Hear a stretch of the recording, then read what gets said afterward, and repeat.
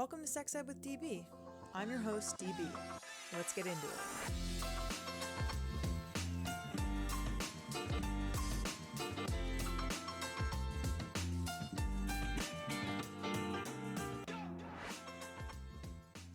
Welcome back to the podcast. If you love and support the work that we do, head to www.sexedwithdb.com and buy some of our hot new merch. Follow us on Instagram at sexedwithdbpodcast. And if you want to advertise with us, shoot us an email at sexedwithdb@gmail.com. This week, I chat with Daniela Gilsanz. Daniela is a designer, activist, and co-creator of the Period Game, a board game designed to teach menstruation in a fun, engaging way, with spinning ovaries. She uses her design skills to advocate for comprehensive sex ed, menstrual equity, and ending toxic masculinity through her personal work and her work on campaigns from brands including Trojan Condoms, Axe, and 7th Generation. Let's welcome my friend, Daniela.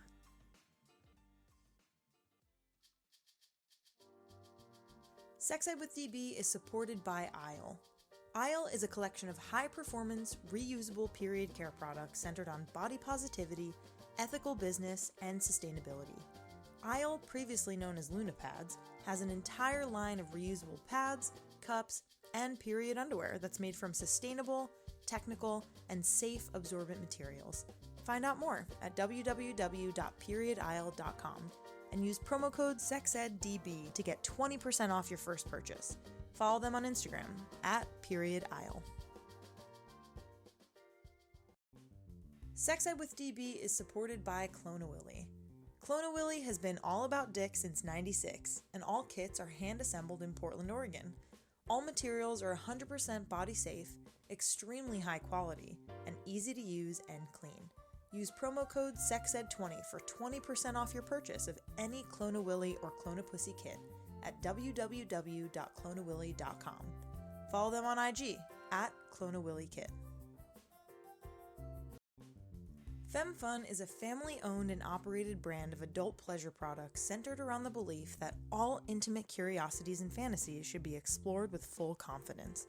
With that in mind, and a mission to break sex toy taboos, they launched a movement coined FemmePowerment, committing to the human desire to explore new experiences. Embrace the vibrations. Use promo code SEXEDWithDB for 15% off your purchase at www.femmefun.com. That's www.femmefunn.com. Follow them on IG at FemmeFunn. How do you like our new podcast logo and banner? Andrea Forgacs is the queer, fat, feminist artist behind this incredible artwork. We're absolutely loving the abstract sexual goodness that she brings in all of her beautiful illustrations. So, whenever you need some art that is unapologetically there for you, go visit AndreaForgacs.com. That's Andrea, Forgacs.com to commission your own piece or download one of her illustrations in the shop. Follow her on Instagram at Andrea Forgacs. Daniela, welcome to the podcast. How are you doing? I'm all right. How are you? Thanks for having me. Okay, there's no surprises here that we're taping, what are we in the 1980s? But recording this in the Corona times, so pretty weird, pretty strange, but I think maybe at the end of this ep, we'll have like a Corona corner where we can maybe talk about like how the coronavirus has impacted like this sect of health, if that sounds good. Maybe we can kind of think about those kinds of things, but I'm okay, Yeah, no, that seems like everybody's state. We're all adapting to these new times and doing the best we can. We're doing the best we can, and I'm so excited to have you on today. I'll let you introduce yourself, but go ahead and please tell us your name, your pronouns, and your job title, whatever that means to you. All right. I'm Daniela Gilsanz.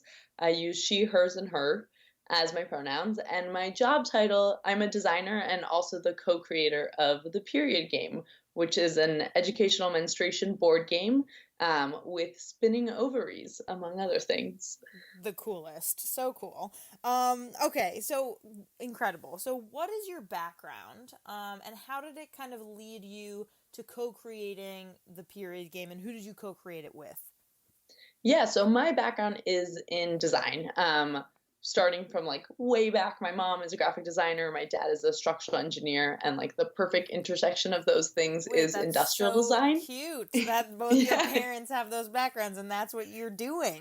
I know it's a little weird. It's It worked sweet. out too nicely.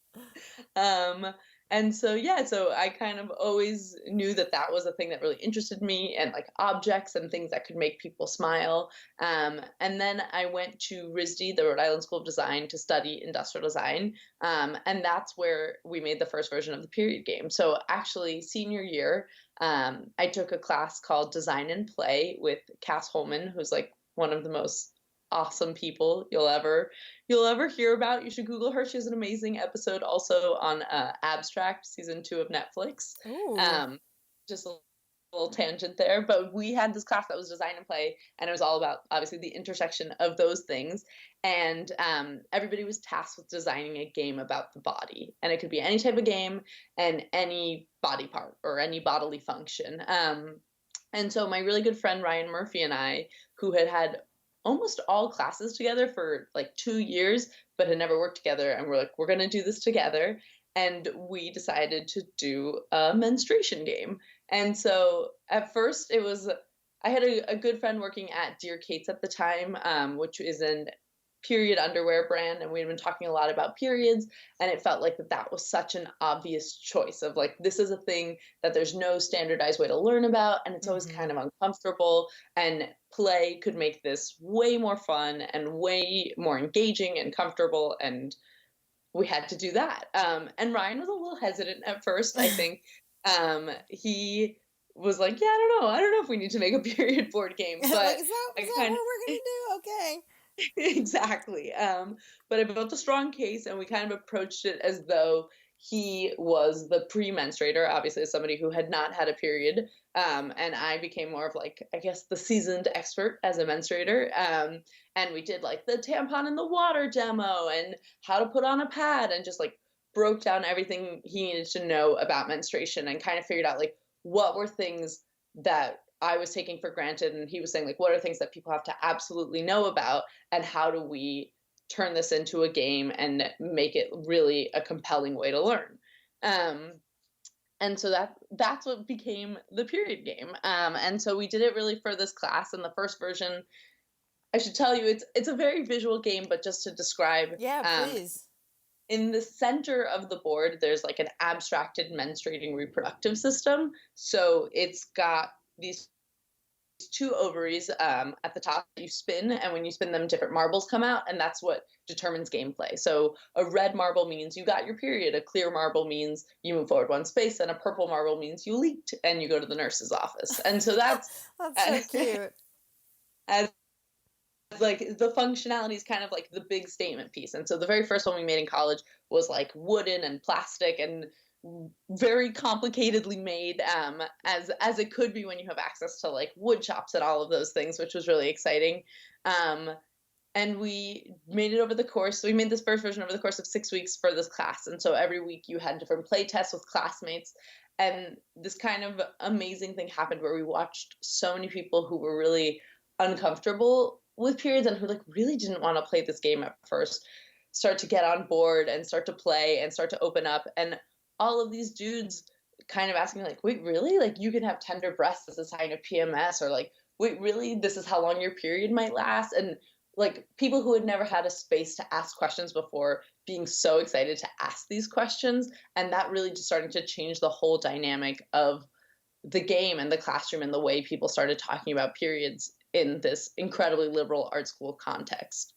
That's awesome. So you really got people, like adults also, like people who are in college, to like really open up about periods. And it sounds like especially cis men had like a really visceral kind of reaction in a good way.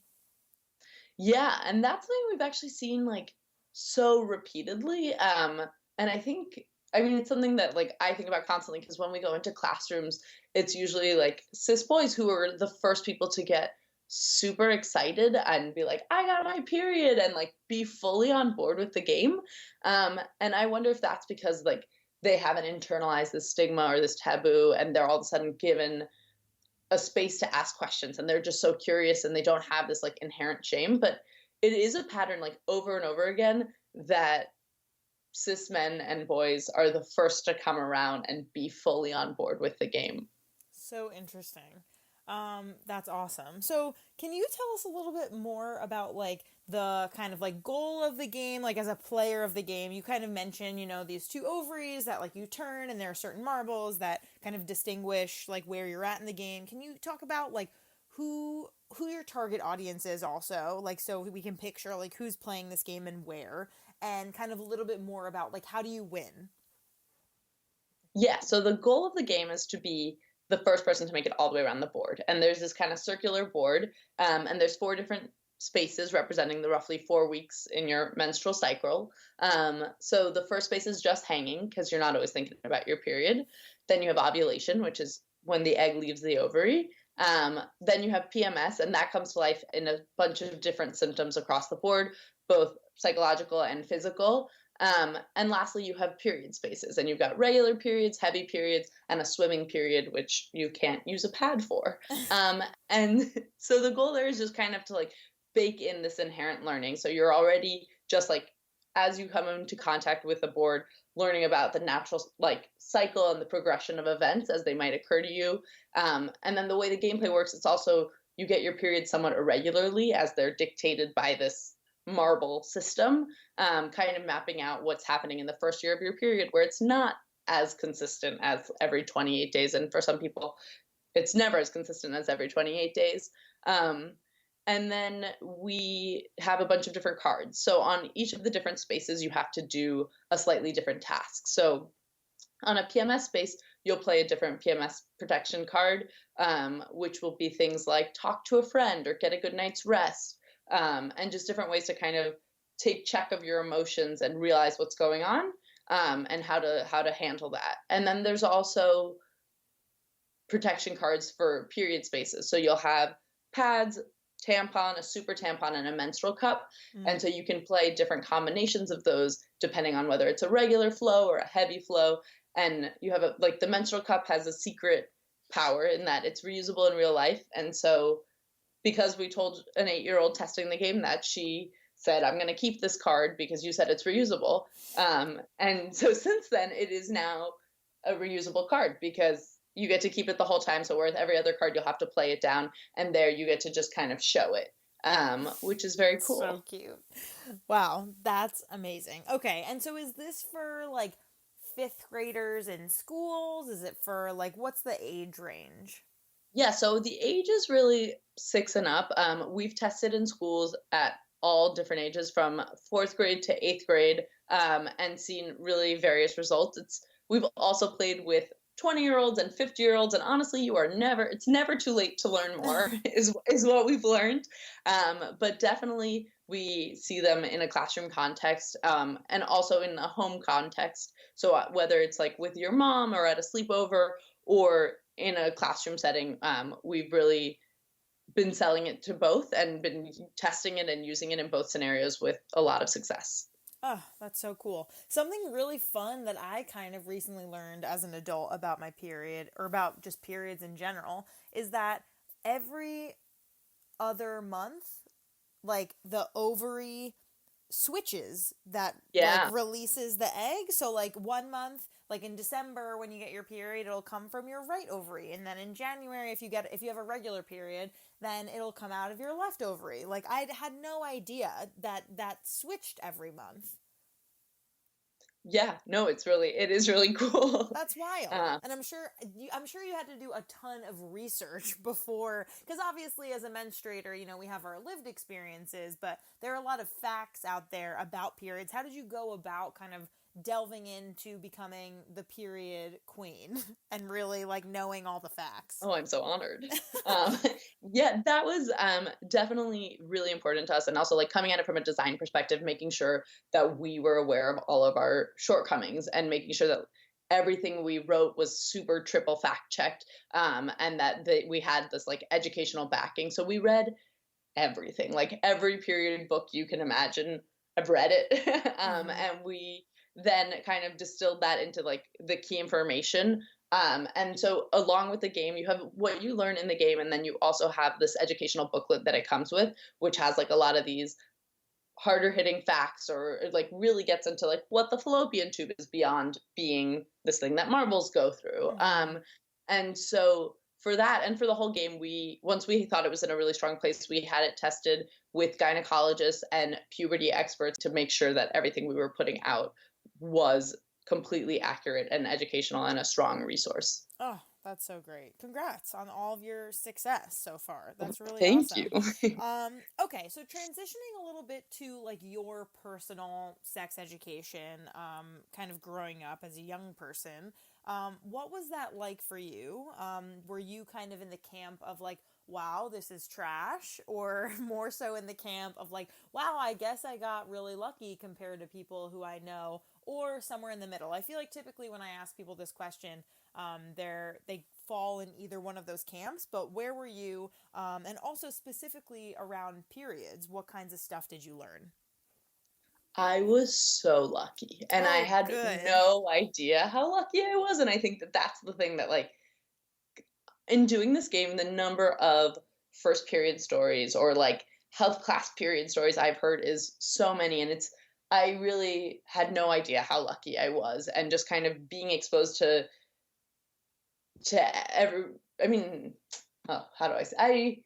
Yeah, I'm gonna, a I'm gonna lot of start. a lot of gratitude. A lot of gratitude. Overcoming you. Yeah, I grew up in New York City, and so I think that that also already made it like a lucky experience. But I had an amazing health teacher, who in our lesson about periods, we did separate girls and boys, which actually I'm excited to say New York City, it's no longer allowed in public Oh, good. schools for you to separate classrooms by gender, which is awesome. That's excellent. Yeah, but we did at that time separate girls and boys. And our health teacher wrote vagina on the board huge. And she would not start the class until every single person was chanting vagina at like full volume, which was amazing. And I think about that all the time, like how comfortable I am saying like vagina or period or menstrual. And like, and I think a lot of it, I mean, a little bit is who I am, but also a lot of it was like that. Like we were all there just chanting vagina. And that was so amazing. And we talked about periods. And I had also been really lucky. I had read the period book with my mom. And so even going into the classroom setting, I kind of already knew what was coming. And so I feel like from both a home perspective and a school perspective, I was in like a really safe environment that invited questions and gave so much information. For sure. Wow, that is super lucky. And so when it comes to stuff around periods, I'm sure it was the same in terms of it being really comprehensive and really normalized. Was it more so kind of, oh, like this is just something that happens and so if boys and girls were separated, does that mean boys weren't learning that piece of the education, or what do you remember about that? So we were separated and they didn't learn that piece of the education like initially. And then that must have been sixth grade. And then in seventh or eighth grade, we all had to put on pads. Like we had to do a demo of like how you put a pad on. And I don't know it wasn't underwear, but we put it on something. I'm trying to think what we must have put it on. And that you had a partner. And so both girls and boys did have to learn how to put pads on and how tampons work. And so they weren't in the initial lesson, but then they were invited in later, and required to learn that, which was really amazing. Gotcha. So do you think you creating this game partially has to do with the fact of like, oh, I got such good sex education, such comprehensive, medically accurate, non-shaming sex education, and like I want other people to feel that way, that they're getting that through playing this game? Yeah, absolutely. And I think that like there's so many instances of people having to teach sex ed who are gym teachers or who are Right. science teachers or even math teachers who just like end up having to do it because nobody else wants to do it. And I think that there's obviously like it's an awkward thing to talk about. That's the way like I wish it wasn't, but the truth is in the classroom setting, it's hard to make it not awkward. And what we want the game to do is to like norm as much as possible and also be like a boxed up lesson plan almost like it's like because play breaks your because play breaks down your barriers and makes you so excited, there's like this competitive edge where you just want to win. And so when you're like so determined to win, you don't realize that you're asking somebody for a pad or that you're like celebrating getting your period because there's just kind of this like competitiveness that overtakes you and breaks down all of those discomforts. And once one person does it in the class, you can immediately see how that then changes everybody's demeanor. Mm-hmm. And so it's like, how do you do that both for the teachers who maybe don't want to teach this or for the kids, like for the young people who are learning this, how do you make it the best experience on both sides for everyone involved? And I think, yeah, like I know that I was really lucky and that's something that I want to share with everybody. But I also know from doing this that there are so many people who thought when they got their period, they would bleed every day for the rest of their life or that thought they were dying. Like we laugh about Carrie, but like that's a reality for so many people. I mean, obviously not to the end, but like that initial feeling is a reality. And like that's still happening and that's still happening today. We went to a classroom in Brownsville, New York, where they had weekly sex ed classes about HIV and condom use and all this amazing stuff, but they'd never had any lessons on menstruation or on PMS. And all these people were like, wow, this is what's happening to my body. And I had no idea. And obviously there's so much to cover. But like, how do you make that as condensed and as fun and as positive? Because when you have like when you learn about periods in a positive association and you're having a good time, that helps decrease the stigma that's inherently attached. It helps make it seem more fun and more normal. And once you ask somebody for a tampon in a game, you're going to feel way more comfortable asking somebody to borrow a tampon in real life. And you're modeling behavior Right, you're that you practicing. need to learn how to do. Exactly. Yeah, that's awesome. And when you have done these kind of focus groups, I'm sure you've seen kids get, like you mentioned, super excited. Like, what other kinds of things are they telling you? Like, what are they kind of seeking? Like, other kinds of games like that? Like, do they want to learn about, like, wet dreams? Or do they want to learn about, like, erections or kind of other things in this capacity? Or, like, what kinds of other things have come up from this period game? In pretty much every classroom I have gone to, somebody has been like, when is the penis game coming? When is the wet dreams game coming?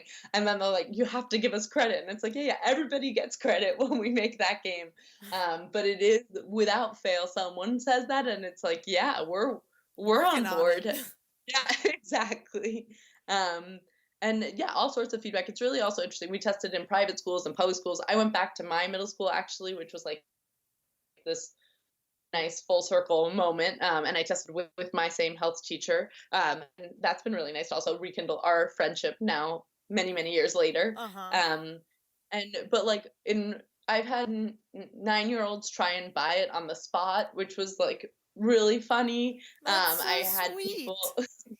yeah, no, it was awesome. I had somebody who was like, my mom works at Planned Parenthood, who was 10, and I was like, oh my god, what's happening? Who are these children? They're amazing. Oh my Um, gosh. we've had people really like get emotional without like for all of a sudden like having language to describe what was happening to their body that nobody had ever provided them with. It's Mm, been a real range of reactions, pretty consistently, which has been very cool to watch. that's. Are there anyone who's been like, oh, like this is kind of made me like more uncomfortable? Like, has it been people who are like, oh wow, like I didn't realize that kind of like all this shit was going on when like did not like bad reactions necessarily, but are people kind of like, oh, like this is making me like a little confused or making me a little like nervous to get my period if you haven't menstruated, or was there any of that going on? Actually, no. Oh. We have had people like hesitant to play at first, But really, by the end, a lot of the people who are hesitant will come up and, like, even starting in my initial college classroom and be like, this changed my view. I didn't want to play this game, but I do feel like I learned, or I feel more comfortable and I understand why this game should exist. And like a lot of the time, those people at older ages are people who had really negative learning experiences. And at younger ages, it's, again, I think a lot of it comes from like this stigma, and then just kind of breaking that down and then reevaluating after the game. And we try and always leave, when we go into classrooms, like a 10-minute discussion period on the back end for people to discuss among the class and ask questions. Oh, that's great. Like a little Q&A.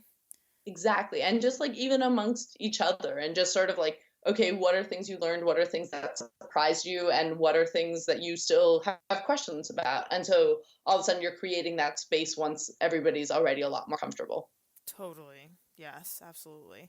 Okay, a couple more questions. So, what do you think, like, the future of the period game is? Like, if you were to say kind of like your goals, and kind of, I wrote this question a little jokingly, but we kind of talked about, the penis game, or I wrote like a menopause game, that's also part of, of the female reproductive, like, system, life, whatever. Like, no one talks about menopause is my point. And not that necessarily that's the same age range, but I'm just like picturing kind of like a whole series of board games in this capacity. And like, what are you thinking? What are your goals when it comes I mean, to like, is that it? That is my dream. You're literally describing my dreams. Amazing.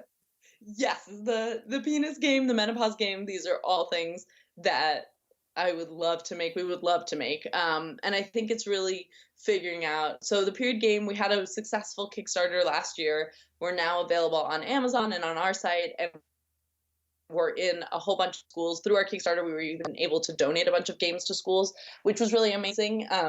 And so we're still kind of selling our first production run and seeing where the most natural fit is and where the home for these games are. And then I think growing that and seeing what the penis game looks like, what the menopause game looks like. The menopause. Exactly. And then we've got some other ideas rolling around. I think there's a lot of sex ed topics that could be made way more fun and comfortable. And that's, What are some of those kinds of topics that you feel like, oh, this kind of would be perfect for a board game or an app or another kind of game? Consent is one we've been talking a lot about. I think that's obviously a tricky one. But we've seen some amazing, even like at the preschool level, ways of like describing consent really abstractly, and starting to like introduce that as it comes to hugs and different physical interactions between young people. And I think figuring out a way of doing that through play and really getting that idea across. Obviously, it's a very hot topic now, and one that obviously needs to be taught in more, just generally, just forever and every capacity. And as clearly as possible. It's interesting you say that, because I used to work at an after school program for middle schoolers, and before I would facilitate my lesson, they always picked like an improv game that we would do as an icebreaker. And one of the games, I literally like learned these games in my own improv classes that I took as like an improv student. And basically one of the games was like everyone was in a circle, and you couldn't move until you looked someone in the eye, said their name, and they gave you a yes, and that way you can move to another part of the circle. And kids love practicing no, and we should let them do that. Like, that's awesome. There's nothing wrong with that, with like really incorporating games and play into these topics, because like you said, like being competitive and like normalizing kind of like those questions and that behavior. And even if kids are going to be like uncomfortable, or they're going to laugh, or they think it's silly, or maybe the whole game, all they say is no. And like, that's okay. Like I think our point of kind of incorporating those games was making sure that those kids, like, obviously were having fun, but also were grasping at the idea that like, you should be able to state your boundary if you want to, and if your boundary is no. So I totally agree. I think consent would be a really interesting one. Yeah, no, and I think that like everything you described, and I think so much of play is modeling behavior, and I think we talk about that in like health class and in teaching of like, how do you get everybody to practice practice practice saying no. It's like, as it relates to consent, it's like, how do you practice saying no? Because it isn't something that we are taught to do, particularly as women. And I think that like having a space to do that and practice that is huge. Yes. I don't know that I said that great, but you know what I mean. That was fantastic. So okay, so anything else that you kind of want to chat about or kind of like mention? Do you want to maybe share like your social media, like where people can find you and find the game, and if they're interested in buying it and all that jazz? Yeah, we are at Period Game on Instagram, periodgame.com on the internet. Also on Amazon if you just search the Period Game. And our Twitter is also the Period Game, and Facebook is the Period Game. Wow, that's a lot. How lucky just threw it that at you got all the same like handles. For us, we could not get that. Some have the, some don't have the. Okay, that's the honest truth. Okay. Instagram doesn't have the, everybody else has the. Okay, that's fantastic to know. And in terms of where people can buy it, so Amazon and your website, are those the primary places? Those are the primary places, and we're in some stores in New York and in Berkeley. So if you're there. Oh, Berkeley. That's amazing. Yeah. Fantastic. Is there anything else that you want to talk about the period game? Because if not, we're going to talk about the Rona a little bit, and we're going to maybe check in about how Corona kind of intersects with period stuff and inequities. Let's do it. Hell yeah. Okay, let's do some Rona talk, because, you know, we were kind of debating, like I mentioned, like whether or not really to mention Corona, because Corona is all everyone is talking about. That's all everyone's seeing on TV. And in one capacity, like, it's enough already. Like, we already know the harms, and in another way, we don't, because clearly people are like still not really taking it seriously and not really understanding like how this is exacerbating current inequities, whether that be people who aren't able to go to work, or people who, you know, can't pay their rent, or people. For what I've been thinking about a lot is I'm currently on my period, and I'm in my family home in California, and there's not enough toilet paper to like properly dispose of my tampons. Like, I don't know if you've been thinking about this or if you have any kind of comments, but this is kind of the main thing that I've been thinking about, is like, for people who are homeless or experiencing homelessness who are also menstruators, they already have trouble accessing toilets, accessing hygienic, you know, things like water to clean themselves, things like period supplies, like tampons, pads, cups, etc. And I am just thinking, like, holy shit, there's no toilet paper in grocery stores, and how am I supposed to, like, properly dispose of my tampons in my own house? Like, I'm already lucky enough to be able to, like, depend on my family for, like, extra support and food and a place to stay, and, like, yet we're running out of toilet paper. No one seems to have it, and, like, this has been the thing that I've been thinking about most. Can I get your thoughts, Daniela? What do you think about this? Yeah. I just said a lot of things. I mean, I think menstrual equity is like a huge issue already, and the fact that we don't have access to period products for everyone. And I think, yeah, you're totally spot on in talking about the homeless populations and all of these people who are not able to get period products, or not able to afford period products. And then also on top of that, you still have the tampon tax in most states. And yeah, none of that stops. This pandemic doesn't stop any of that.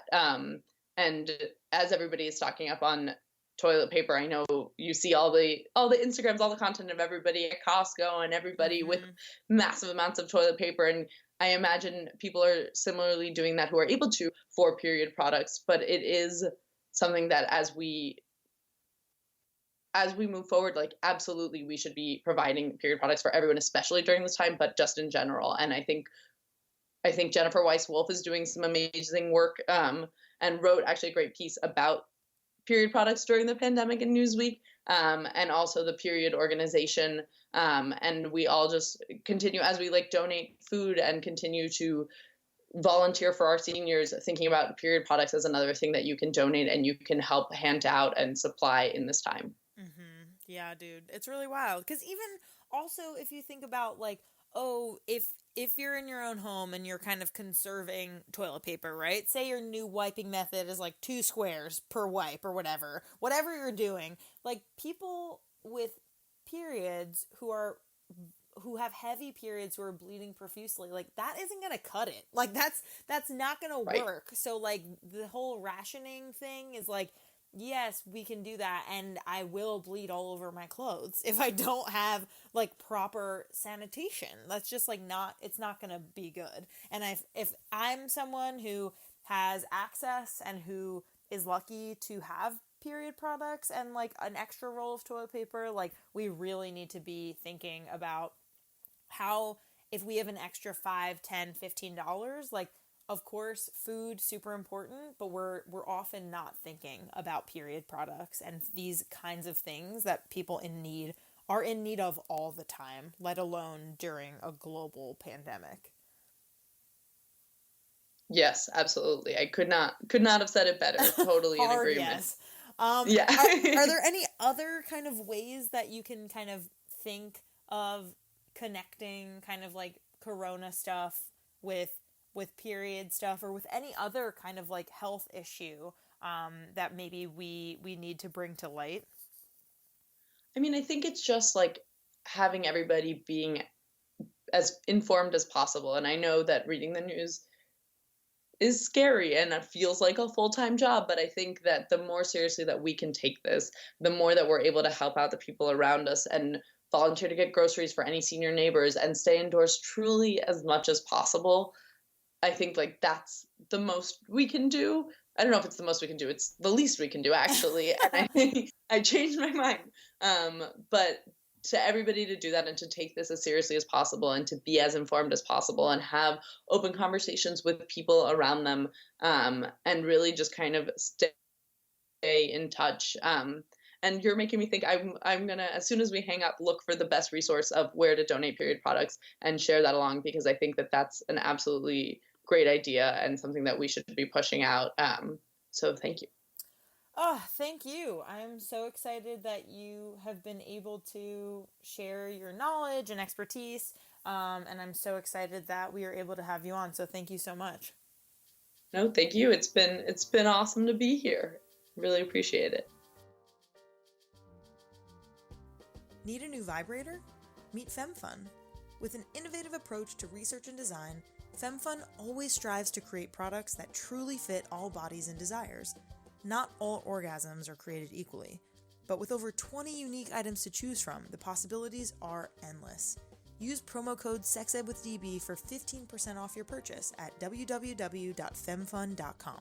That's www.femmefun.com. And don't forget to follow them on Instagram at FemmeFunn. Isle is a woman-owned, social mission-driven business based in Vancouver, Canada. Their goal is to help people have better periods through knowing their bodies and making positive choices. Each of their reusable pads replaces 150 disposables. Check out all of their amazing period products at www.periodisle.com and use promo code SEXEDDB to get 20% off your first purchase. Follow them on Instagram at periodisle. Ever look at your penis or vulva in the mirror and be like, damn, my part is art? Clone-A-Willy definitely agrees. The original penis casting kit, Clone-A-Willy, and the classy counterpart, Clone-A-Pussy, are easy to make, sex positive, and body safe. While Clone-A-Willy makes for the most personalized sex toy on the planet, Clone-A-Pussy makes for the most unique memento. All materials are 100% body safe, extremely high quality, and easy to use and clean. Check them out at www.cloneawilly.com and use promo code SEXED20 for 20% off your purchase. Follow them on Instagram at Clone-A-Willy-Kit.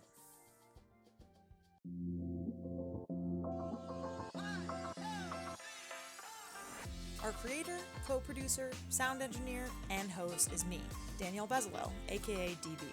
Our co-producer and communications lead is Cathren Cohen. Our main logo and banner graphic were created by Andrea Forgacs. Our music theme is by Hook Sounds. Our ad music is by my stepdad, Bill Gant. Thank you so much to our featured guests, partners, and our listeners. If you're interested in advertising with us, email us at sexedwithdb@gmail.com. For more sex ed content, follow us on Insta @sexedwithdbpodcast. Tune in next time.